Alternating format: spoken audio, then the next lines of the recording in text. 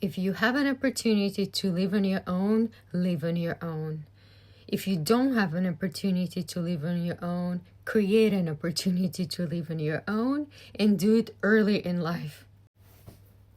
Living on my own was one of the best things I have done for myself. And I only understand it now, looking in retrospect in my life, how lucky I was. What a luxury it is to live on your own. I had so much time to understand myself. I had so much time to look within. I had so much time to learn self-discipline that was non-performative. I didn't learn self-discipline because I wanted to impress somebody. I learned it because it was making me feel good. I wanted to feel good. I wanted to do things better.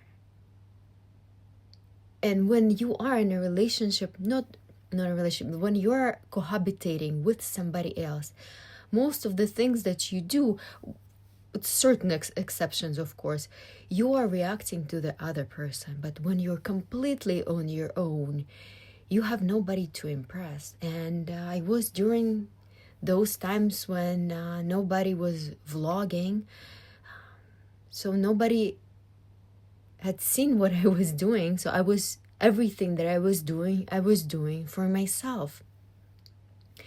While I had my moments when I felt lonely, but I learned to enjoy my own company, and I had so much space to face my fears, to face fears of being alone, that I realized that I actually like my own company.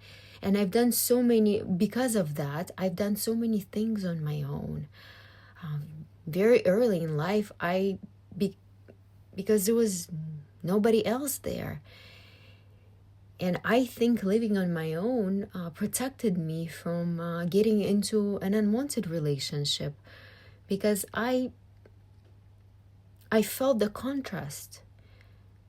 When I was living on my own, I developed this relationship with myself where I was feeling safe and comfortable. When I was with another, nobody ever made me feel that way.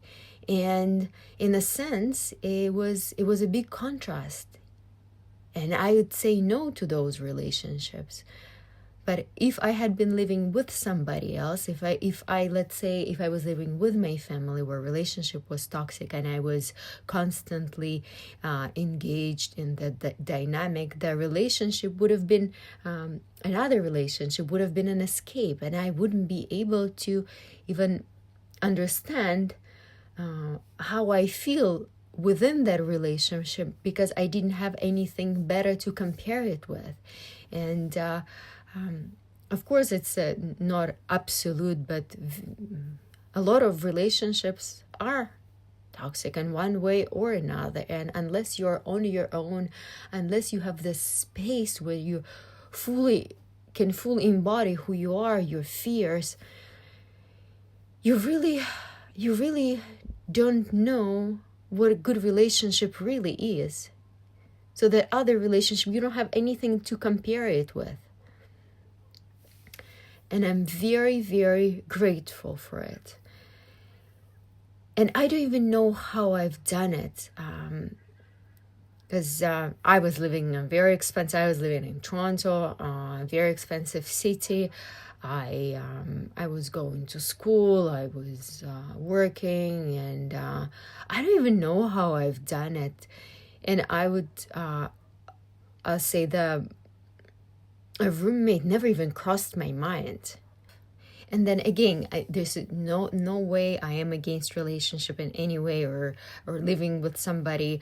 I'm definitely not against marriage, but I'm only for healthy relationships. And more often than not, unless a person has this solid, safe, secure at least within themselves base, a lot of relationships are unhealthy.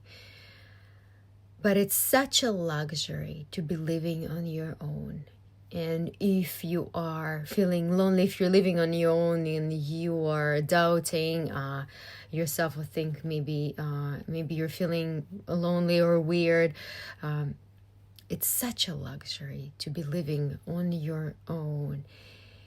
And for me, lonely is when I'm with somebody I don't want to be with. And when I'm in my own company, I am in a company of somebody I really like. I'm in a company with a very charismatic, warm, and loving person.